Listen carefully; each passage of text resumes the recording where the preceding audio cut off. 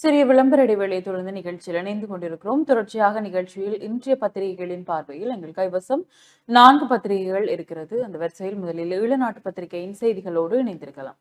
ஈழநாட்டு பத்திரிகையின் இன்றைய பிரதான செய்தியாக வடக்கு மனித புதைகுழிகள் வதந்திகளால் உருவாக்கப்பட்டவை, நடவடிக்கை எடுக்க அரசு தயாரில்லை. மண்டதீவு புதைகுழிக்கு வதந்தியே அடிப்படை, மன்னாரில் மீட்கப்பட்ட எலும்புகள் புளோரிடாவுக்கு. வடக்கில் பல மனித புதைகுழிகள் உள்ளன என்று வெளியான தகவல்கள் வதந்திகளை அடிப்படையாக கொண்டவை. சரியான விசாரணைகள் இல்லாமல் அவை தொடர்பில் நடவடிக்கை எடுக்க அரசாங்கம் தயாராக இல்லை. இவ்வாறு நீதி அமைச்சர் ஹர்ஷன நாணயக்கார தெரிவித்துள்ளார் என்பது ஈழநாட்டு பத்திரிகையின் பிரதான செய்தியாக காணப்படுகிறது. அதனைத் தொடர்ந்து ஏனைய முற்பக்க செய்திகளுக்குள் மண்டைதீவு படுகொலைக்கு டக்ளஸ் தேவானந்தாவும் உடந்தை ஸ்ரீதரன் எம்பி சபையில் தெரிவிப்பு. மண்டைதீவில் நடந்த மனித படுகொலைகளுக்கு முன்னாள் அமைச்சர் டக்ளஸ் தேவானந்தாவும் உடந்தையாக இருந்துள்ளார். எனவே அவரிடமும் விசாரணைகள் நடாத்தப்பட வேண்டும் என்று இலங்கை தமிழரசு கட்சியின் பாராளுமன்ற குழு தலைவர் ஸ்ரீதரன் தெரிவித்துள்ளார் என்ற ஒரு செய்தி இங்கு காணக்கூடியதாக இருக்கிறது. அதனைத் தொடர்ந்து அரியாலையில் மீட்கப்பட்ட 3 எலும்புக்கூடுகள் குழந்தைகளுடையவை, பேராசிரியர் ராஜ் சோமதேவ தெரிவிப்பு. அரியாலை சித்துபாதி மனித புதைகுழியில் இதுவரை கண்டுபிடிக்கப்பட்ட 19 எலும்புக்கூடுகளில் 3 எலும்புக்கூடுகள் பிறந்த குழந்தைகளுடையவை அல்லது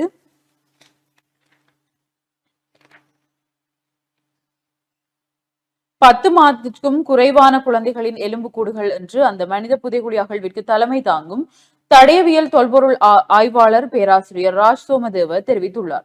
வெளிநாட்டு ஊடகமான அல் ஜசீராவிற்கு அளித்த நேர்காணலிலேயே அவர் மேற்கண்டவாறு கூறினார்.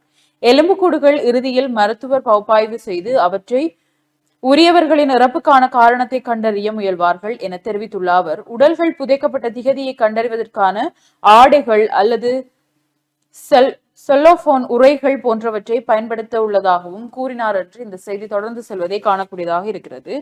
அதனைத் தொடர்ந்து ஏனைய கட்டமிடப்பட்ட செய்திகளுக்குள் மயங்கி விழுந்து இளைஞர் ஒருவர் மரணம் என்ற செய்தி, கேக் உண்டு பின் தேநீர் அருந்திய இளைஞர் திடீரென மயங்கி விழுந்து உயிரிழந்துள்ளார் என்ற ஒரு கட்டமிடப்பட்ட செய்தியும், தண்டவாளத்தில் இருந்த இளைஞர் ரயில் மோதி பலி என்ற செய்திகளும் இங்கு காணக்கூடியதாக இருக்கிறது. அதனைத் தொடர்ந்து எரிபொருளுக்கு தட்டுப்பாடு ஏற்படாது, அரசாங்கம் அறிவிப்பு.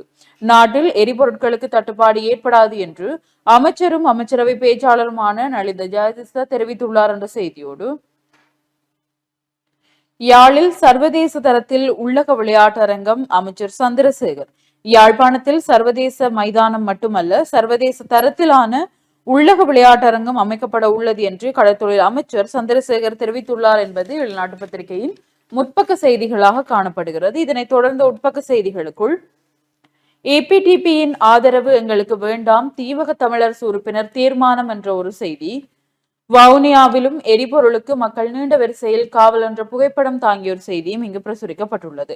அதனைத் தொடர்ந்து கட்டமிடப்பட்ட செய்தியாக, யாழ்ப்பாணம் வந்த பிரித்தானியாவின் தூதருடன் சுமந்திரன் சந்திப்பு என்ற ஒரு புகைப்படம் தாங்கிய செய்தியும் இங்கு காணக்கூடியதாக இருக்கிறது. அதனைத் தொடர்ந்து கொழும்பு மாநகர சபை உறுப்பினர் மீது தாக்குதல். கொழும்பு மாநகர சபையின் உறுப்பினர் சந்தமாலி உலுவிடஹே மீது தாக்குதல் நடாத்தப்பட்டுள்ளதாக போலீசார் தெரிவித்துள்ளனர் என்ற செய்தி இங்கு பிரசுரிக்கப்பட்டுள்ளது. யாழ் இந்திய துணை தூதுவருடன் மாநகர முதல்வர் மதிவதனை சந்திப்பு என்ற அந்த சந்திப்பின் போதான ஒரு புகைப்படம் இங்கு பிரசுரிக்கப்பட்டுள்ளது. தொடர்ச்சியான செய்திகளுக்குள், எரிபொருட்களின் விலை அதிகரிக்கும் சாத்தியம், இஸ்ரேல் ஈரான் மோதலின் விளைவு. எரிபொருள் விலை எதிர்வரும் ஆகஸ்ட் மாதத்திற்குள் அதிகரிப்பதற்கான சாத்தியம் உள்ளதாக உயர் அரசு அதிகாரி ஒருவர் தெரிவித்துள்ளார் என்ற கட்டமிடப்பட்ட செய்தியும், மீண்டும் சுதந்திர கட்சி சந்திரிகா வசமாகிறது என்ற ஒரு கேள்வியோடு ஒரு செய்தி இங்கு காணப்படுகிறது. சுதந்திர கட்சியின் தலைமைத்துவத்தை மீண்டும் முன்னாள் ஜனாதிபதி சந்திரிகா பண்டாரநாயக்க குமாரதுங்க கையேற்பார் என்று எதிர்பார்க்கப்படுகிறது என்றவாறு இந்த செய்தி காணப்படுகிறது. இலங்கை வரலாற்றில் அதிர்ஷ்ட சீட்டில் மிகப்பெரிய பரிசு தொகை வென்ற நபர் என்ற ஒரு செய்தி. இந்த செய்தி நாங்கள் சமூக வலைதளங்கள் ஊடாகவும் நேற்றைய தினம் பார்க்கக்கூடியதாக இருந்தது. இலங்கை வரலாற்றில் இதுவரை இல்லாத அளவு மிகப்பெரிய அதிர்ஷ்ட லாப சீட்டு பரிசு தொகை வெல்லப்பட்டுள்ளது. 47,45,99,422 ரூபாய் என்ற அதிக பரிசு தொகையே வெல்லப்பட்டுள்ளது என்றவாறு இந்த செய்தி காணப்படுகிறது. இதனைத் தொடர்ந்து இணைய செய்திகளுக்குள், 2025 முதல் காலாண்டில் உள்நாட்டு உற்பத்தி வளர்ச்சி 4.8% பதிவு என்ற செய்தியும் இங்கு காணக்கூடியதாக இருக்கிறது. அதனைத் தொடர்ந்து செய்திகளுக்குள் மத்திய கிழக்கு மோதல் இலங்கைக்கு பாதிப்பு, பேராசிரியர் கணேசமூர்த்தி சுட்டிக்காட்டு. உலகளாவிய எரிபொருள் விலை உயர்வு இலங்கை பொருளாதாரத்தில் தாக்கங்கள் ஏற்படுத்தும் என கொழும்பு பல்கலைக்கழகத்தின் பொருளாதாரத்துறை மூத்த பேராசிரியர் கணேசமூர்த்தி தெரிவித்துள்ளார் என்ற ஒரு கட்டமிடப்பட்ட செய்தியும், உள்ளூராட்சி வழிகாட்டல்களை அப்பட்டமாக மீறியுள்ளது அரசு, எதிர்க்கட்சித் தலைவர் குற்றச்சாட்டு. அரசாங்கம் உள்ளூராட்சி மன்ற வழிகாட்டுதல்களை அப்பட்டமாக மீறியுள்ளதாக எதிர்க்கட்சித் தலைவர் சஜித் பிரேமதாச தெரிவித்துள்ளார் என்ற செய்தியோடு கட்டமிடப்பட்ட செய்திகளாக ஜெயவர்த்தனபுர வைத்தியசாலையின் அறுவை சிகிச்சை நிபுணர் கைது. ஸ்ரீ ஜெயவர்த்தனபுர பொது வைத்தியசாலையைச் சேர்ந்த நரம்பியல் அறுவை சிகிச்சை நிபுணர் ஒருவர் எழுதுவினைஞர் லஞ்சம் அல்லது ஊழல் குற்றச்சாட்டுகளை விசாரிக்கும் ஆணைக்குழுவால் கைது செய்யப்பட்டுள்ளனர். அதிக விலைக்கு மருந்துகளை விற்பனை செய்த குற்றச்சாட்டின் பேரில் இருவரும் கைது செய்யப்பட்டதாக லஞ்ச ஒழிப்பு ஆணையகம் தெரிவித்துள்ளது என்ற செய்தியும், நாடு திரும்ப விரும்பும் இலங்கையர்களுக்கு மீள்வருகை விசா பெறுவதற்கு உதவி இஸ்ரேலில் உள்ள இலங்கை தூதரகம் அறிவிப்பு என்ற செய்திகளும் இங்கு பிரசுரிக்கப்பட்டுள்ளது. அதனைத் தொடர்ந்த கிழக்கு மாகாண செய்திகளுக்குள் ஆர்ப்பாட்டத்தை குழப்ப முயற்சி, அம்பாறையில் பதற்ற நிலைமை என்ற ஒரு புகைப்படம் தாங்கிய செய்தி. தமிழர் விரோத செயல்களுக்கும் தமிழர் தேச ஆக்கிரமிப்புகளுக்கும் எதிரான மக்கள் போராட்டம், தமிழர்களாக உணர்வோடு உரிமையோடு அணிதிரள்வோம் என்ற தொனிப்பொருளில் அம்பாறை மாவட்ட திருக்கோவில் தம்பிலுவில் மத்திய சந்தை முன்பாக நேற்று முன்தினம் திங்கட்கிழமை ஆர்ப்பாட்டம் இடம்பெற்றது. இந்த ஆர்ப்பாட்டத்தை குழப்ப முயற்சித்ததால் பதற்ற நிலைமை ஏற்பட்டது என்று இந்த செய்தி தொடர்ந்து செல்கிறது. அதனைத் தொடர்ந்து ஏனைய கட்டமிடப்பட்ட செய்திகளுக்குள் கிண்ணியா நகர சபையின் தவிசாளர் மக்தி தெரிவு என்ற ஒரு புகைப்படம் தாங்கிய செய்தியும், சம்மாந்துறையில் கணக்காய்வு கூட்டம் என்ற செய்தி, ஓட்டமாவடி பிரதேச சபை முஸ்லிம் காங்கிரஸ் வசம் என்ற செய்திகளும் இங்கு காணக்கூடியதாக இருக்கிறது. அதனைத் தொடர்ந்த செய்திகளுக்குள் தென்கிழக்கு பல்கலையின் 8வது சர்வதேச ஆய்வு மாநாடு என்ற ஒரு புகைப்படம் தாங்கிய செய்தி இங்கு பிரசுரிக்கப்பட்டுள்ளது. அம்பாறையில் யானை தாக்கி போலீஸ் உத்தியோகத்தர் பலி என்ற ஒரு செய்தி. அம்பாறை தெஹியத் கண்டிய போலீஸ் பிரிவிற்குட்பட்ட வலஸ்கல வனப்பகுதியில் காட்டு யானை தாக்கி போலீஸ் உத்தியோகத்தர் ஒருவர் உயிரிழந்துள்ளதாக தெஹியத் கண்டிய போலீசார் தெரிவித்துள்ளனர் என்று இந்த செய்தி பிரசுரிக்கப்பட்டுள்ளது. இதனைத் தொடர்ந்து ஈழநாட்டு பத்திரிகையின் உலக செய்திகள் பக்கத்தில் இஸ்ரேல் மண்ணில் வரலாற்றில் மிக பெரும் தாக்குதலுக்கு தயார் அறிவித்தது ஈரான். ஈரானின் 224 பேரும் இஸ்ரேலில் 24 பேரும் பலி என்று இந்த செய்தி காணப்படுகிறது. பாதாள அறையில் தஞ்சமடைந்த ஈரான் மத தலைவர் அலி ஹமினி என்ற செய்தியும், இஸ்ரேல் மீது பாகிஸ்தான் அணுகுண்டு வீசி தாக்கும், ஈரான் எச்சரிக்கைக்கு பாகிஸ்தான் மறுப்பு என்ற செய்தி இங்கு பிரசுரிக்கப்பட்டுள்ளது. இதனைத் தொடர்ந்து செய்திகளுக்குள் இஸ்ரேலுடனான போரில் ஈரான் வெற்றி பெறாது, அமெரிக்க ஜனாதிபதி ட்ரம்ப் உறுதி என்ற செய்தியும், உக்ரைனுக்கு எதிராக போர், ரஷ்யாவிற்கு உதவிய 6000 வடகொரிய படையினர் பலி என்ற செய்திகள் இங்கு பிரசுரிக்கப்பட்டுள்ளது. பெரும்பாலும் உலக செய்திகள் உலக நாடுகளுக்கு இடையிலான இந்த போர் தொடர்பான செய்திகளாகத்தான் காணப்படுகிறது. இதனைத் தொடர்ந்து இறுதிப்பக்க செய்திகளுக்குள் இலங்கையின் ஊழலை கட்டுப்படுத்த மிக பெரும் சீர்திருத்தங்கள் அவசியம், சர்வதேச நாணய நிதியம் வலியுறுத்து என்ற செய்தியும், ஈஸ்டர் தாக்குதல் விசாரணைகள், கத்தோலிக்க திருச்சபை அதிருப்தி என்ற செய்திகளும் இங்கு காணக்கூடியதாக இருக்கிறது. அதனைத் தொடர்ந்து தரம் 1 முதல் 6 வரை புதிய பாடத்திட்டம் 2026ஆம் ஆண்டிலிருந்து 1 முதல் 6ஆம் வகுப்பு வரை புதிய பாடத்திட்டம் அறிமுகப்படுத்தப்படும் என பிரதமர் ஹரணி அமரசூரிய தெரிவித்துள்ளார் என்றவாறு ஈழநாட்டு பத்திரிகையின் இன்றைய செய்திகள் காணப்படுகிறது. தொடர்ச்சியாக நிகழ்ச்சியில் வலம்புரி நாளிதழின் செய்திகளோடு இணைந்திருக்கலாம். வலம்புரி நாளிதழுடைய பிரதான தலைப்பு செய்தியாக மண்டைதீவு படுகொலை விசாரணையை முன்னெடுங்கள், பாராளுமன்றத்தில் சிவஞானம் ஸ்ரீதரன். மண்டிதீவு செம்பாட்டு தோட்டம் தோமையார் தேவாலய பகுதியில் உள்ள மனித புதைகுழி தொடர்பில் விசாரணைகளை முன்னெடுங்கள் என நீதியமைச்சர் ஹர்சன நாணயக்காரவிடம் பாராளுமன்ற உறுப்பினர் சிவஞானம் ஸ்ரீதரன் வலியுறுத்தி இருக்கிறார். தொடர்ச்சியாக பார்க்கையில் பாராளுமன்றத்தில் நேற்று செவ்வாய்க்கிழமை நடைபெற்ற அமர்வின் போது மண்டைதீவு செம்பாட்டு தோட்டம் புனித தோமையார் ஆலயத்தின் அருகாமை, திருக்கேதீஸ்வரம், முல்லைத்தீவு, குமுளமுனை, கொக்கு தொடுவாய், யாழ்ப்பாணம், செம்மணி, சிந்துபாத்தி மனித புதைகுழிகள் தொடர்பில் நீதி மற்றும் தேசிய ஒருமைப்பாட்டு அமைச்சர் ஹர்சன நாணயக்காராவின் கவனத்திற்கு கொண்டு வந்து கேள்வி எழுப்புகையில் மேற்கொண்டவாறு தெரிவித்தார். அவர் மேலும் தெரிவிக்கையில், மண்டிதீவு செம்பாட்டு தோட்டம் தோமையார் தேவையாளர் பகுதியில் உள்ள மனித புதைகுழியில் 1990களில் வேலனை, மண்கும்பான், அல்லைப்பிட்டி, மண்டிதீவு பகுதிகளில் இருந்து அழைத்து வரப்பட்ட சிறுவர்களும் இளைஞர்களுமே புதைக்கப்பட்டார்கள் என வடக்கு மற்றும் கிழக்கு மனித உரிமை அமைப்புகள் குறிப்பிடுகின்றன. 3ஆம் வட்டாரம் மண்டிதீவை சேர்ந்த சூசைதாஸ், ஏசுரட்னம், தர்மராணி என்ற தாயார் தனது இரு பிள்ளைகள் உட்பட 84 பேர் மண்டைத்தீவில் காணாமலாக்கப்பட்டுள்ளதாகவும் அதற்கான நீதியை பெற்று தருமாறும் 2025 4ஆம் மாதம் 30ஆம் தேதி ஜனாதிபதிக்கு ஒரு கடிதத்தை அனுப்பி அதன் பிரதியை எனக்கும் கிடைக்க செய்துள்ளார். இந்த பகுதியில் படுகொலை செய்யப்பட்டவர்களின் புகைப்படங்களுடன் வெளிவந்த அறிக்கைகள் உள்ளன. மண்கும்பான், அல்லைப்பட்டி, மண்டைத்தீவு பகுதிகளில் இருந்து அழைத்து வரப்பட்ட சிறுவர்களும் இளைஞர்களுமே படுகொலை செய்யப்பட்டு புதைக்கப்பட்டார்கள். இவர்களை இராணுவத்தினர் அழைத்து சென்ற போது பெற்றோர், உறவினர்கள் அப்போது தீவு பகுதியில் இராணுவ ஒட்டுக்குழுவின் தலைவராக இருந்த டக்ளஸ் தேவானந்தாவிடம் ஓடிச் சென்று அவர்களை விடுவிக்குமாறு நடவடிக்கை எடுக்குமாறு மன்றாடிய போதும் இராணுவத்தினர் விசாரித்துவிட்டு விடுவிப்பார்கள் என டக்ளஸ் கூறியுள்ளார். ஆனால் அவர்கள் எவரும் விடுவிக்கப்படாது படுகொலை செய்யப்பட்டு புதைக்கப்பட்டார்கள். எனவே மண்டை தீவு, செம்பாட்டு தோட்டம், தோமையார் தேவையாள பகுதியில் உள்ள மனித புதைகுழி தொடர்பில் இபிடிபியின் செயலாளரும் முன்னாள் அமைச்சரும் இராணுவ ஒட்டுக்குழு தலைவருமாக இருந்தவரான டக்ளஸ் தேவானந்தாவிடம் விசாரணை நடாத்தப்பட வேண்டும் என்று ஸ்ரீதரன் அவர்கள் அவையிலே உரையாற்றியிருக்கிறார் என்ற செய்தி தலைப்பு செய்தியாக இருக்கிறது. ஏனைய முற்பக்க செய்திகளுக்குள் பருத்தித்துறை நகர சபை தமிழ் தேசிய மக்கள் முன்னணி வசம், நகரபிதாவாக டக்ளஸ் போல் தெரிவு. ஒரு வாக்கு வித்தியாசத்தில் கரவட்டி பிரதேச சபை தமிழரசு கட்சி வசம், தவிசாளராக சுரேந்திரன் தெரிவு என்ற செய்திகளும். யாழில் உணவு அருந்திவிட்டு மயக்கமுற்ற 20 வயது இளைஞன் உயிரிழப்பும், நெடுந்தீவில் இரத்தவாந்தி எடுத்த குடும்பஸ்தர் மரணம் என்ற செய்திகளும் காணப்படுகிறது. அதேபோல ஈரான் இஸ்ரேல் மோதல், பெண்கள் குழந்தைகள் உட்பட 220 பேர் பலி என்ற செய்தியும் காணப்படுகிறது. யாழ்ப்பாணம் பலாலி வீதி இரவு 7 மணி வரை திறப்பும். யாழ்ப்பாணம் பலாலி வீதி போக்குவரத்திற்காக இரவு 7 மணி வரை திறக்கப்பட்டிருக்கும் என தேசிய மக்கள் சக்தியின் யாழ் மாவட்ட பாராளுமன்ற உறுப்பினர் இளங்குமரன் தெரிவித்திருக்கிறார் என்ற செய்தி. அதே போல முன்னாள் ஜனாதிபதிகளுக்கான சிறப்புரிமைகள் ரத்து, எம்பிக்களுக்கான ஓய்வூதியமும் நிறுத்தம். முன்னாள் ஜனாதிபதிகளுக்கான சிறப்புரிமைகள் மற்றும் பாராளுமன்ற உறுப்பினர்களுக்கான ஓய்வூதியங்களை ரத்து செய்ய அமைச்சரவை அனுமதி வழங்கியுள்ளது.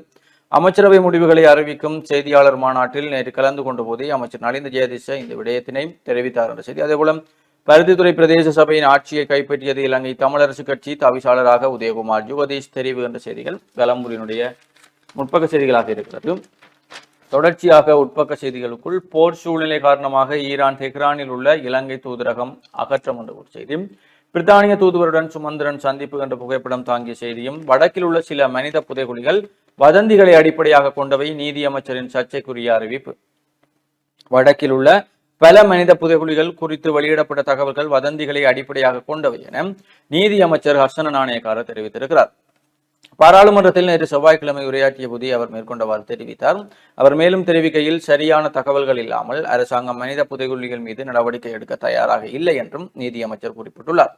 மண்டைதீவில் உள்ள மனித புதைகுழிகள் குறித்து வெளியிடப்படும் தகவல்கள் வதந்திகளை மட்டுமே அடிப்படையாக கொண்டவை. இருப்பினும் திருக்கேதீஸ்வரத்திலிருந்து கண்டுபிடிக்கப்பட்ட மனித உடல் பாகங்கள் கார்பன் டேட்டிங் சோதனைகளுக்காக புளோரிடாவுக்கு அனுப்பப்பட உள்ளதாகவும் அமைச்சர் தெரிவித்தார் என்ற செய்திகளும் காணப்படுகிறது. விளையாட்டு செய்திகளுக்குள் இந்தியா இலங்கை போட்டியுடன் மகளிர் உலக கிண்ணம் ஆரம்பம் என்ற செய்தியும், இந்தியா இங்கிலாந்து டெஸ்ட் தொடர் ஸ்டெயினின் கணிப்பு உண்மையாகுமா என்ற கேள்வியோடு ஒரு செய்தி, கோலூன்றி பாய்ந்ததில் 12வது தடவையாக உலக சாதனை என்ற செய்தியும், பாடசாலைகளுக்கு இடையிலான தடகள போட்டி ஹார்ட்லிக்கு தங்கம் என்ற செய்திகளும் விளையாட்டு செய்திகளுக்குள் காணப்படுகிறது. தொடர்ச்சியாக உள்நாட்டு செய்திகளுக்குள் முல்லையில் காணி சுவீகரிப்பு, பொதுமக்களால் முறியடிப்பு. முல்லைத்தீவில் மக்களின் காணிகளை சுவீகரிக்க எடுக்கப்பட்ட முயற்சி அப்பகுதி மக்களால் முறியடிக்கப்பட்டுள்ளது. முல்லைத்தீவு கரத்துறை பெற்ற பிரதேச செயலாளர் பிரிவில் சிலாபத்தி பகுதியில் மக்களுக்கு சொந்தமாக அறிவிக்கப்பட்ட 2 ஏக்கர் காணியில் கடற்படையினர் தளம் அமைத்துள்ளனர். இந்த காணி சுவீகரிப்பதற்கான அளவீட்டு பணிகள் நேற்று மேற்கொள்ள அதிகாரிகள் சென்ற நிலையில் மக்கள் மற்றும் காணியின் உரிமையாளர்கள் எதிர்ப்பினை தெரிவித்தமையினால் காணி அளவீட்டு பணிகள் இடைநிறுத்தி வைக்கப்பட்டன. ஆணையரவு உப்பு சந்தைக்கு வந்தது என்ற ஒரு புகைப்படம் தாங்கிய செய்தியும், யாழ் மக்களின் வளர்ச்சிக்கு இந்தியா உறுதுணை, துணை தூதுவர் தெரிவிப்பு என்ற செய்திகளும் காணப்படுகிறது. அதே போல வெளிநாட்டு செய்திகளுக்குள் ஈரானின் முடிவால் உலகிற்கு ஆபத்து, எச்சரிக்கும் ஆய்வாளர்கள். அணு ஆயுத பரவல் தடுப்பு ஒப்பந்தத்திலிருந்து ஈரான் வெளியேற வேண்டும் என்றும் அந்நாட்டு பாராளுமன்ற குழு பரிந்துரை செய்திருக்கிறது. அப்படி மட்டும் நடந்தால் சர்வதேச அளவில் அணு ஆயுத போர் வெடிக்கும் என்று ஆய்வாளர்கள் எச்சரித்திருக்கிறார்கள். உணவுக்காக திரண்ட மக்கள் மீது துப்பாக்கிச்சூடு 38 பேரை கொன்று குவித்தது இஸ்ரேல் ராணுவம். உணவு மையங்களை அடைய முயற்சிக்கும் போது தினசரி துப்பாக்கிச் சூடுகள் மக்கள் உயிரிழந்த வண்ணம் உள்ளனர். தெற்கு காசா பகுதியில் இஸ்ரேல் மற்றும் அமெரிக்க ஆதரவுடன் செயற்படும் உணவு விநியோக மையங்களுக்கு அருகே நேற்று முன்தினம் இஸ்ரேலிய ராணுவத்தின் துப்பாக்கிச் சூட்டில் குறைந்தது 38 பாலஸ்தீனர்கள் கொல்லப்பட்டனர் என்று காசா சுகாதார அமைச்சகம் தெரிவித்திருக்கிறது. ஈரானின் அரச வானொலி கட்டடத்தை தாக்கி அளித்த இஸ்ரேல் என்ற செய்திகளும் வெளிநாட்டு செய்திகளுக்குள் காணப்படுகிறது. அதேபோல எரிபொருள் தட்டுப்பாடு இல்லை, அரசாங்கம் தெளிவூட்டல். எரிபொருள் தட்டுப்பாடு குறித்து போலி செய்திகளை கண்டு ஏமாற வேண்டாம் என்றும் எரிசக்தி அமைச்சு பொதுமக்களை வலியுறுத்தி இருக்கிறது. மத்திய கிழக்கு நிலவும் போர் சூழ்நிலை காரணமாக நாட்டில் பெட்ரோலிய தட்டுப்பாடு ஏற்படக்கூடும் என்று பல்வேறு விதமான செய்திகள் சமூக ஊடகங்களில் பரப்பப்படுவதை அவதானிக்கக்கூடியதாக உள்ளது. இலங்கை பெட்ரோலிய கூட்டுத்தாபனத்திடம் அடுத்த 2 மாதங்களுக்கு தேவையான எரிபொருள் இருப்பு இருப்பதாகவும் முன்கூட்டியே ஆர்டர் செய்யப்பட்ட எரிபொருள் இருப்புகளை பெறுவதற்கு தேவையான ஏற்பாடுகள் செய்யப்பட்டுள்ளதாகவும் அமைச்சர் சுட்டிக்காட்டியிருக்கிறார் என்ற செய்தியும், வலம்புரியினுடைய ஆசிரியர் தலையங்கமாக போரை நிறுத்த விரைந்து செயற்படுங்கள் என்ற தலைப்பிலே ஆசிரியர் தலையங்கமும், கடந்த 76 வருடங்களாக தமிழ் இளைஞர்களின் திறமைக்கு உரிய அங்கீகாரம் கிட்டவில்லை, இளமையை மாற்றி காட்டுவோம் என அமைச்சர் சந்திரசேகர் தெரிவிப்புகின்ற ஒரு செய்தி, தொகுதி கிளை மாவட்ட கிளை என்ற பெயரில் கட்சி தலைமை எட்டும் தீர்மானங்களை எவரேனும் மீறினால் கடும் நடவடிக்கை, தமிழரசு கட்சியின் பதில் பொதுச் செயலாளர் சுமந்திரன் எச்சரிக்கை. உள்ளூராட்சி சபைகளில் நிர்வாகங்களை ஏற்படுத்துவது தொடர்பாக தமிழரசு கட்சியின் அரசியல் குழு எடுத்த முடிவுகளையே கட்சியின் தலைமைப்பிடம் நடைமுறைப்படுத்துகின்றது. கட்சி தலைமையின் முடிவுகளுக்கு முரணாக கட்சியின் மாவட்ட கிளை, தொகுதி கிளை என்ற பெயரில் உறுப்பினர்கள் செயற்பட்டாலோ தீர்மானங்கள் மேற்கொண்டாலோ அவர்களுக்கு எதிராக கடும் ஒழுக்காற்று நடவடிக்கை உடனடியாக எடுக்கப்படும் என இலங்கை தமிழரசு கட்சியின் பதில் பொதுச் செயலாளரும் ஜனாதிபதி சட்டத்தரணியுமான எம்.ஏ. சுமந்திரன் தெரிவித்திருக்கிறார் என்ற செய்தியும், தேவையான பெட்ரோல் கையிருப்பில் உள்ளது யாழ் மாவட்ட செயலர் பிரதீபன் தெரிவிப்பு என்ற செய்திகளும் காணப்படுகிறது. இவைதான் வலம்புரியினுடைய முக்கிய செய்திகளாக இருக்கிறது. தொடர்ச்சியாக உதய நாளிதழின் செய்திகளோடு இணைந்திருக்கலாம். உதயன் பத்திரிகையின் இன்றைய பிரதான செய்தியாக எரிபொருள் விநியோக தாமதத்தை தவிர்க்க காங்கேசன் களஞ்சியத்திலிருந்தே இனி யாழ்ப்பாணத்துக்கு எரிபொருள் என்ற ஒரு செய்தி இங்கு பிரசுரிக்கப்பட்டுள்ளது. எரிபொருள் வரிசைகளுக்கு முடிவு. யாழ் மாவட்டத்திற்கான எரிபொருள் விநியோகத்தில் உள்ள தாமதங்களை தவிர்ப்பதற்காக காங்கேசன்துறை எரிபொருள் களஞ்சியத்திலிருந்தே யாழ்ப்பாணத்தில் உள்ள எரிபொருள் நிரப்பு நிலையங்களுக்கு இனிவரும் நாட்களில் எரிபொருள் விநியோகிக்கப்படும் என்று தெரிவிக்கப்பட்டுள்ளது என்பது உதயன் பத்திரிகையின் பிரதான செய்தியாக காணப்படுகிறது. அதனைத் தொடர்ந்து ஏனைய முற்பக்க செய்திகளுக்குள் பருத்தித்துறை நகர சபையில் தமிழ் தேசிய பேரவை ஆட்சி என்ற ஒரு செய்தி, பருத்தித்துறை பிரதேச சபையில் தமிழரசின் ஆட்சி, கரவட்டி பிரதேச சபையில் கடைசி வரை பரபரப்பு நிலை, இறுதியில் தமிழரசு வெற்றி என்று உள்ளூராட்சி மன்றங்கள் தொடர்பான செய்திகள் இங்கு காணக்கூடியதாக இருக்கிறது. வல்வெட்டித்துறையில் பேரவையின் ஆட்சி, வலிவடக்கும் வீட்டின் வசம் என்றவாறு கேள்விகளோடு இந்த செய்தி காணப்படுகிறது. அதனைத் தொடர்ந்து வலிகிழக்கு பிரதேச சபையில் தமிழரசின் ஆட்சிக்கு வாய்ப்பு என்று கேள்வியாகவும் இந்த செய்தியும் காணப்படுகிறது. ஏனைய கட்டமிடப்பட்ட செய்திகளாக கொள்கைக்கு முரணாக செயற்பட்ட திசை காட்டி என்ற ஒரு செய்தி, அதனைத் தொடர்ந்து இபிடிபியுடன் இணைந்து ஆட்சி அமைக்க மாட்டோம், தமிழரசின் தீபக கிளைகளை போர்க்கொடி பதில் தலைவருக்கு கடிதம் கையளிப்பு என்ற செய்தியும் இங்கு காணக்கூடியதாக இருக்கிறது. வடக்கு மாகாணத்தில் எரிபொருள் நிலையங்களில் நேற்றும் தொடர்ந்தது வரிசை என்ற ஒரு கட்டமிடப்பட்ட செய்தியோடு கரவெட்டியில் கருப்பாடு என்றவாறு செய்திகள் உதயன் பத்திரிகையின் முற்பக்கத்தில் பிரசுரிக்கப்பட்டுள்ளது. அதனைத் தொடர்ந்து முச்சந்தி முரளி அவர்களுடைய கருத்தாக, வீட்டில் பெட்ரோல் கிணறு இருந்தாலும் கூட லைன்ல நின்று வாங்குறவதான் உண்மையான யாழ்ப்பாணீஸ் கண்டியலோ என்றவாறு அவருடைய கருத்து இருக்கிறது. இதுதான் உதயன் பத்திரிகையின் முற்பக்கத்தில் பிரசுரிக்கப்பட்டிருப்பதாக காணப்படுகிறது. தொடர்ச்சியாக உட்பக்க செய்திகளை பார்க்கின்ற பொழுது, சர்வதேச வர்த்தக போரால் இலங்கைக்கு பெரும் பாதிப்பு, ஐநா மனித உரிமை ஆணையாளர் சுட்டிக்காட்டுகின்ற ஒரு செய்தி. சர்வதேச வர்த்தக போர் காரணமாக இலங்கையின் ஏற்றுமதி தொழில்துறை பெரும் பாதிப்பை எதிர்கொள்ளும் என்று ஐக்கிய நாடுகளின் மனித உரிமை ஆணையாளர் வால்கர் டர்க் சுட்டிக்காட்டியுள்ளார் என்ற செய்தி இங்கு காணக்கூடியதாக இருக்கிறது. அதனைத் தொடர்ந்து ராஜபக்சக்களை விடவும் பிரபாகரன் மேலானவர், சரத் பொன்சேகா காட்டும் என்ற ஒரு செய்தி.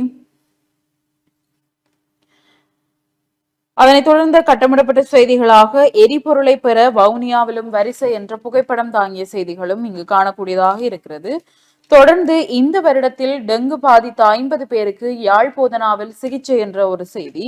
இந்த வருடத்தில் இதுவரையான காலப்பகுதியில் 50 பேர் டெங்கு பாதிப்பிற்குள்ளான நிலையில் யாழ்ப்பாண போதனா மருத்துவமனையில் சிகிச்சை பெற்று வீடு திரும்பியுள்ளனர். யாழ்ப்பாணம் போதனா மருத்துவமனை பிரதிப்பணிப்பாளர் இந்த தகவலை தெரிவித்துள்ளார் என்ற செய்தியும், வீட்டு திட்டங்களை முடிவுறுத்த 188 மில்லியன் ரூபாய் தேவை என்ற ஒரு செய்தி இங்கு காணக்கூடியதாக இருக்கிறது. சங்கானை பிரதேச ஒருங்கிணைப்பு குழு கூட்டத்தில் சுட்டிக்காட்டு என்றவாறு இந்த செய்தி தொடர்ந்து செல்கிறது. அது தொடர்பான தரவுகள் இங்கு பிரசுரிக்கப்பட்டுள்ளது. அதனைத் தொடர்ந்து கட்டமிடப்பட்ட செய்தியாக கொழும்பு மாநகர முதல்வர் ஊடகவியலாளரே என்ற ஒரு செய்தி. கொழும்பு மாநகர முதல்வராக தெரிவு செய்யப்பட்ட விராய் ஹலிஃப் அல்சசார் ஓர் ஊடகவியலாளரும் ஆய்வாளரும் சமூக செயற்பாட்டாளரும் ஆவர். பால்நிலை சமத்துவ கற்கை நெறியில் கலாநிதி பட்டம் பெற்ற இவர் தொலைக்காட்சி ஒன்றின் காலை நிகழ்ச்சி தயாரிப்பாளராக பணிபுரிந்துள்ளார். 2021ஆம் ஆண்டு அரசியலில் கால்பதித்த அவர் 2024ஆம் ஆண்டு தேர்தலில் தேசிய மக்கள் சக்தி சார்பில் போட்டியிட்டு தோல்வியடைந்திருந்தார் என்பது குறிப்பிடத்தக்கது என்றவாறு இந்த செய்திகள் பிரசுரிக்கப்பட்டுள்ளது. அதனைத் தொடர்ந்த செய்திகளுக்குள் கடன் மறுசீரமைப்பு, இலங்கை பிரான்ஸ் இடையே இருதரப்பு ஒப்பந்தம் கைச்சாத்து, வெளிநாட்டு கடன் மறுசீரமைப்பு செயல்முறை தொடர்பாக இலங்கைக்கும் பிரான்சிற்கும் இடையிலான இருதரப்பு ஒப்பந்தம் கைச்சாத்திடப்பட்டுள்ளது என்ற செய்தியும், மாணவர்களுக்கு புலமை பரிசில் 2023-24 காப்போது உயர்தர பரீட்சையில் சிறப்பு தேர்ச்சி பெற்ற மாணவர்களுக்கு ஜனாதிபதி புலமை பரிசில் வழங்கப்பட உள்ளது. இந்த திட்டத்தின் கீழ் மாவட்ட ரீதியில் சகல துறைகளிலும் சிறப்பு தேர்ச்சி பெற்ற 60 மாணவர்கள் கௌரவிக்கப்பட உள்ளனர். இதன் முதற்கட்ட நிகழ்வு இம்மாதம் 22ஆம் தேதி ஞாயிற்றுக்கிழமை கிளிநொச்சியில் நடைபெற உள்ளது என்ற செய்தியும், இஸ்ரேலுக்கு திரும்ப முடியாத இலங்கை தொழிலாளர்கள் என்ற ஒரு கட்டமிடப்பட்ட செய்தி இங்கு காணக்கூடியதாக இருக்கிறது. விடுமுறையில் இலங்கை வந்துள்ள இஸ்ரேலில் பணிபுரியும் தொழிலாளர்கள் இஸ்ரேலுக்கு திரும்பிச் செல்ல முடியாத சூழ்நிலை ஏற்பட்டுள்ளது என்றவாறு இந்த செய்தி தொடர்ந்து செல்கிறது. அதனைத் தொடர்ந்த உட்பக்க செய்திகளாக, வர்த்தக மானிய அறிவுறுத்தலுக்கு அமைய கடற்படை முகாமுக்குள் காணி சுவீகரிப்பு, மக்கள் எதிர்ப்பால் இடைநிறுத்தம். முல்லைத்தீவு கரைத்துறைப்பற்று பிரதேச செயலாளர் பிரிவில் உள்ள சிலாவத்தை பகுதியில் பொதுமக்களுக்கு சொந்தமான 2 ஏக்கர் காணியில் கடற்படையினர் தளம் அமைப்பதற்காக வர்த்தக மானிய அறிவித்தலின் பிரகாரம் அளவீட்டு பணிகள் நேற்று முன்னெடுக்கப்பட்டன என்று ஒரு புகைப்படம் தாங்கிய செய்தி இங்கு பிரசுரிக்கப்பட்டுள்ளது. அதனைத் தொடர்ந்து சொந்த காலில் நிற்பதற்கு முயற்சி செய்ய வேண்டும், வடக்கு ஆளுநர் தெரிவிப்பு என்ற செய்திகளும் இங்கு காணக்கூடியதாக இருக்கிறது. அதனைத் தொடர்ந்து இஸ்ரேல் ஈரான் முருகலால் இலங்கைக்கு கடும் பாதிப்பு, பொருளாதார ஆய்வாளர்கள் சுட்டிக்காட்டு என்ற செய்தியும் இங்கு பிரசுரிக்கப்பட்டுள்ளது.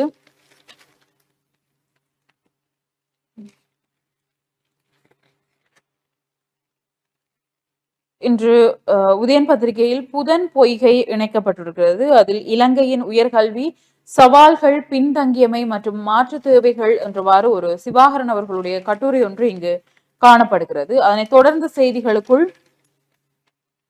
அதனைத் தொடர்ந்து புறக்கணிப்பற்ற சமூகம் உருவாக சைகை மொழியை அங்கீகரித்தல் என்று பேராசிரியர் திருமதி சிவானி அவர்களுடையதும், கலாநிதி திருமதி டிலோஜினி அவர்கள் இணைந்து யாழ்ப்பாண பல்கலைக்கழகம் அவர்கள் இணைந்து வழங்கி இருக்கக்கூடிய ஒரு கட்டுரை ஒன்று இங்கு பிரசுரிக்கப்பட்டுள்ளது.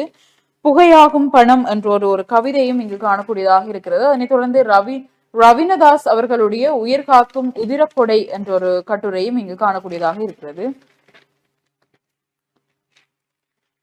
உதயன் பத்திரிகையின் இறுதிப்பக்க செய்திகளுக்குள் முறையற்ற அரச நிர்வாகத்தால் கட்டமைப்பு பலவீனமாகும் நிலை, இந்திக்க அனுருத்த தெரிவிப்பு என்ற ஒரு செய்தி. ஜனாதிபதியின் பொது மன்னிப்பு அதிகாரம் முறைகேடான முறையில் பயன்படுத்தப்பட்டுள்ளமை தொடர்பாக நீதியமைச்சின் செயலாளர் மற்றும் ஜனாதிபதியின் செயலாளர் ஆகியோர் விசாரணைக்குட்படுத்தப்பட வேண்டும் என்று இந்த செய்தி காணக்கூடியதாக இருக்கிறது. அதனைத் தொடர்ந்து ஏனைய செய்திகளுக்குள் சகவாழ்வை கட்டியெழுப்ப சிநேகபூர்வ சந்திப்பு என்ற ஒரு புகைப்படம் தாங்கிய செய்தியும், யாழ் மாநகர சபை முதல்வர் வடக்கு ஆளுநருடன் சந்திப்பு என்ற புகைப்படம் தாங்கிய செய்திகளும் இங்கு காணக்கூடியதாக இருக்கிறது. இவைதான் உதயன் பத்திரிகையின் இன்றைய செய்திகளாகும். தொடர்ச்சியாக தினக்குரல் நாளிதழின் செய்திகளோடு இணைந்திருக்கலாம். தினக்குரல் நாளிதழுடைய பிரதான தலைப்பு செய்தியாக, மண்டைதீவிலும் மனித புதைகுழி, ஸ்ரீதரன் எம்பி பாராளுமன்றத்தில் பகிரங்கம், கொலைகளுக்கு டக்ளஸ் தேவானந்தாவும் உடந்தை என குற்றச்சாட்டு என்ற செய்தி தினக்குரலுடைய பிரதான தலைப்பு செய்தியாக இருக்கிறது. தொடர்ச்சியாக பருத்தித்துறை நகர சபை நகர பிதாவானார் டக்ளஸ் ஆட்சி அகில இலங்கை தமிழ் காங்கிரஸ் வசம் என்ற ஒரு செய்தி, ஒரு வாக்கு வித்தியாசத்தில் கரவட்டி பிரதேச சபையை கைப்பற்றியது தமிழரசு கட்சி என்ற ஒரு செய்தியும் காணப்படுகிறது. அதே போல பருத்தித்துறை பிரதேச சபை தமிழரசு கட்சி வசமானது, செம்மணி புதைக்குழியில் மீட்கப்பட்ட 3 எலும்புக்கூடுகள் பிறந்த குழந்தைகளினது என்ற செய்தியும், தண்டவாளத்தில் இருந்த இளைஞன் ரயில் மோதி பலி என்று ஒரு கட்டமிடப்பட்ட செய்தி, கிணற்றின் பாதுகாப்பு நெட் மேல் விளையாடிய 6 வயது சிறுமி பரிதாபகரமாக பலி என்ற ஒரு செய்தியும் காணப்படுகிறது. அதேபோல இலங்கையின் ஊழலை தடுக்க பாரிய சீர்திருத்தங்கள் தேவை, சர்வதேச நாணய நிதியம் தெரிவிப்பு, கடற்படை முகாம் அமைக்க காணி சுவீகரிப்பு நடவடிக்கை, மக்கள் எதிர்ப்பால் இடைநிறுத்தம் என்ற செய்திகளும் தினக்குரலுடைய முற்பக்க செய்திகளாக இருக்கிறது. தொடர்ச்சியாக உட்பக்க செய்திகளுக்குள் செம்மணி மனித புதைகுழி விவகாரம் வெளிப்படைத்தன்மையை உறுதி செய்ய வேண்டும், பாராளுமன்றத்தில் ரவிகரன் எம்பி வலியுறுத்தும். யாழ்ப்பாணம் செம்மணி மனித புதைகுழி அகழ்வாய்வுகள் முழுமையாக மேற்கொள்ளப்படுவதுடன் அகழ்வாய்வுகளில் வெளிப்படைத்தன்மையா அவசியம் என வன்னி மாவட்ட நாடாளுமன்ற உறுப்பினர் துரைராசா ரவிகரன் வலியுறுத்தி இருக்கிறார். நாடாளுமன்றத்தில் நேற்று உரையாற்றுகையிலேயே நாடாளுமன்ற உறுப்பினர் ரவிகரன் மேற்கொண்டவாறு தெரிவித்தார். இதன்போது அவர் மேலும் தெரிவிக்கையில், யாழ்ப்பாணம் செம்மணி சிதுபாத்தி மயான புதைகுழி அகழ்வு பணிகள் உரிய வகையில் முன்னெடுக்கப்பட வேண்டும் என இவ்வுயரிய சபையிலே வலியுறுத்தி கேட்டுக்கொள்கிறேன். குறித்த செம்மணி மனித புதைகுழியிலிருந்து இதுவரை 19 முழுமையான மனித எலும்புகள் அடையாளம் காணப்பட்டுள்ளன. இந்த புதைகுழியினை எதிர்வரும் 20ஆம் தேதி முதல் தொடர்ச்சியாக 45 நாட்களுக்கு அகழ்வு செய்வதற்கு தீர்மானிக்கப்பட்டிருக்கின்றது. இதற்கான உத்தரவு நீதிமன்றத்தினால் வழங்கப்பட்டிருக்கிறது. இந்த புதைகுழியினை அகழ்வு செய்து உரிய வகையில் விசாரணைகளை மேற்கொண்டு உண்மை நிலைகள் கண்டறியப்பட வேண்டும். இந்த விடயத்தில் அரசாங்கமானது உறுதியான நடவடிக்கைகளை எடுக்க வேண்டும் என கேட்டுக்கொள்கிறேன் என்று அவர் தெரிவித்தார் என்று அந்த செய்தி தொடர்ந்து செல்கிறது.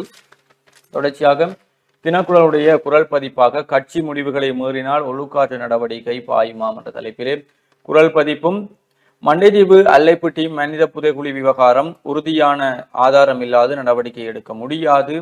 வடபகுதியில் பல மனித புதைகுழிகள் உள்ளதாக வெளியாகியுள்ள உறுதிப்படுத்தாத வாய்மொழி மூல தகவல்களை அடிப்படையாக வைத்து அரசாங்கம் நடவடிக்கைகளில் ஈடுபடாது என நீதி அமைச்சர் ஹர்ஷன நாணயக்கார உறுதிப்படுத்தப்பட்ட இடங்களில் விசாரணை அகழ்வுகள் இடம்பெறுவதாகவும் குறிப்பிட்டிருக்கிறார் என்று அந்த ஏற்கனவே பார்த்த செய்தி ஒன்றும் காணப்படுகிறது. ஏனைய உள்நாட்டு செய்திகளுக்குள் முல்லை மன்னார் மாவட்டங்களில் தீயணைப்பு பிரிவு அமைக்குமாறு நாடாளுமன்றத்தில் ரவிகரன் எம்பி வலியுறுத்தும். முல்லைத்தீவு மற்றும் மன்னார் மாவட்டங்களில் தீயணைப்பு சேவை நிலையம் இதுவரை அமைக்கப்படவில்லை என்று அவர் பாராளுமன்றத்திலே சுட்டிக்காட்டியிருக்கிறார் என்ற ஒரு செய்தி. திறந்த பல்கலைக்கழகத்தினால் குறுகிய கால ஆங்கில கற்கை நெருக்கி விண்ணப்பங்கள் கோரல் என்ற செய்தியும். வடக்கு கிழக்கு தமிழ் பேசும் மக்கள் ஆட்சி செய்ய வேண்டும் நாடாளுமன்ற உறுப்பினர் சாணக்கியன். வடக்கு கிழக்கை தமிழ் பேசும் மக்கள் ஆள வேண்டும், ஏறாவூர் நகரசபை தெரிவு சிறந்த எடுத்துக்காட்டு என இலங்கை தமிழரசு கட்சியின் மட்டக்களப்பு மாவட்ட நாடாளுமன்ற உறுப்பினர் சாணக்கியன் தெரிவித்தார் என்ற ஒரு செய்தி. கூட்டுறவு சங்க எரிபொருள் நிரப்பு நிலையத்துக்கு பச்சிலைப்பள்ளி பிரதேச செயலர் விஜயம் என்ற ஒரு செய்தி காணப்படுகிறது. பச்சிலைப்பள்ளி பலநோக்கு கூட்டுறவு சங்கத்தின் எரிபொருள் நிரப்பு நிலையத்திற்கு பிரதேச செயலர் ஈதா ஜேசீலன் விஜயம் மேற்கொண்டு அதன் செயற்பாடுகள் மற்றும் தேவைப்பாடுகள் தொடர்பாக கேட்டறிந்து கொண்டார் என்று அந்த புகைப்படம் தாங்கிய செய்தியும் காணப்படுகிறது. அதே போல கோண்டாவிலில் மாணவர்களுக்கு கணனி கூடம் திறந்து வைப்பு என்ற புகைப்படம் தாங்கிய செய்தியும். வெளிநாட்டு செய்திகளுக்குள் ஈரானை தாக்க அமெரிக்கா திட்டமாம். G7 மாநாட்டிலிருந்து திடீரென பாதியில் வெளியேறிய ட்ரம்ப் வெள்ளை மாளிகையில் அவசர தேசிய பாதுகாப்பு சபை கூட்டம் என்ற கேள்வியோடு அந்த செய்தியும். பிரிட்டனின் உளவு அமைப்புக்கு முதல் பெண் தலைவர் நியமனம் என்ற ஒரு செய்தி. மீண்டுமா ஏர் இந்தியா விமானத்தின் என்ஜின் நடுவானில் பழுது என்ற ஒரு செய்தியும் காணப்படுகிறது. அதே போல 2.5 நாட்களில் அணுகுண்டு தயார். ஈரான் மீது இஸ்ரேல் தாக்குதலுக்கு உடனடி காரணம் இதுதானா என்ற ஒரு செய்தி. அதேபோல உணவுக்காக திரண்ட காசா மக்கள் மீது 38 பேரை கொன்று குவித்தது இஸ்ரேல் என்ற செய்தியும். 6060 உக்ரைன் இராணுவத்தினரின் சடலங்களை ஒப்படைத்தது ரஷ்யா என்ற செய்தி. பாதாள அறையில் குடும்பமாக தஞ்சமடைந்த அலி கமேனி என்ற செய்தியும் காணப்படுகிறது. இவைதான் வெளிநாட்டு செய்திகளாக இருக்கிறது. தொடர்ச்சியாக உள்நாட்டு செய்திகளுக்குள் அதிக விலைக்கு மருந்து விற்பனை, வைத்தியரும் பணியாளரும் கைது. அதிக விலைக்கு மருந்துகளை விற்பனை செய்த குற்றச்சாட்டின் பேரில் ஸ்ரீ வைத்தியசாலையில் கடமையாற்றும் வைத்தியரும் பணியாளரும் லஞ்ச ஊழல் மற்றும் விசாரணை ஆணைக்குழுவினால் நேற்று செவ்வாய்க்கிழமை கைது செய்யப்பட்டிருக்கிறார்கள் என்ற செய்தியும் காணப்படுகிறது. பிரதேச சபை தலைவர் பயணம் செய்த வாகனம் மீது தாக்குதல், வாகனம் சேதம் என்ற செய்திகளும் காணப்படுகிறது. அதே போல யாழில் சர்வதேச மைதானம் மட்டுமல்ல சர்வதேச தரத்தில் உள்ளக விளையாட்டரங்கும் அமையும் சந்திரசேகர் தெரிவிப்பு என்ற செய்திகளும் காணப்படுகிறது. தமிழரசு கட்சியின் முடிவை மீறினால் கடும் நடவடிக்கை சுமந்திரன் எச்சரிக்கை. கிழக்கு மாகாணத்தின் விவசாய அமைச்சின் செயலாளராக அஸ்மி தெரிவு என்ற செய்திகளும் காணப்படுகிறது. அதே போல தினக்குரலுடைய ஆசிரியர் தலையங்கமாக நோக்கம் உயர்வானது ஆனால் அணுகுமுறைகளை தவற விடுகிறோம் என்ற தலைப்பிலே ஆசிரியர் தலையங்கமும். எரிபொருள் பற்றாக்குறை, போலி செய்திகளை நம்பி ஏமாறுகிறீர்கள் அமைச்சர் நலிந்த ஜெயதீச தெரிவிக்கும். பாராளுமன்றத்தில் சண்டித்தன செயற்பாடுக்கு இடமில்லை அமைச்சர் பிமல் ரத்நாயக்க சுட்டிக்காட்டும். உயிர்த்த ஞாயிறு தாக்குதல் பேராயரின் கவலைக்கு அரசாங்கம் பதிலளிப்பு. உயிர்த்த ஞாயிறு தாக்குதல் குறித்தான விசாரணைகள் ஏற்கனவே முறையாக முன்னெடுக்கப்பட்டு வருவதாக தொழில் பிரதி அமைச்சர் மஹிந்த ஜெயசிங்க தெரிவித்திருக்கிறார் செய்தியும். தினக்குடைய இறுதிப்பக்க செய்திகளாக T20 வரலாற்றில் முதல் முறையாக 3 சூப்பர் ஓவர்கள் வரை சென்று விறுவிறுப்பான போட்டி. இறுதியில் நேபாளத்தை வீழ்த்தி நெதர்லாந்து வெற்றி என்ற முக்கோணத்தொடர் செய்தி தொடர்பான செய்தி. மேத்யூஸின் ஓய்வு குறித்து மனம் திறந்தார் ரோஹித் சர்மா என்ற செய்தியும். அஞ்சலோ மேத்யூஸுக்கு SLC கௌரவிப்பு என்ற புகைப்படம் தாங்கிய செய்தி ஒன்றும். அணிக்குள் 2 அறிமுக வீரர்கள் புதிய டெஸ்ட் சாம்பியன்ஷிப் பயணத்தை வெற்றியுடன் ஆரம்பிக்குமா இலங்கை. ஜெர்மன் ஓபன் டென்னிஸ் கிரீஸ் வீராங்கனை அதிர்ச்சி தோல்வி என்ற செய்திகள் தினக்குடைய முக்கிய செய்திகளாக இருக்கிறது. இவைதான் இன்றைக்கு புலந்திருக்கக்கூடிய நாளிதழ்களின் செய்திகளாகவும் இருக்கிறது. தொடர்ந்து மனிதர்கள் நேயர்களே சிறிய ஒரு விளம்பர இடைவேளைக்கு பிறகு மீண்டும் சந்திப்போம்.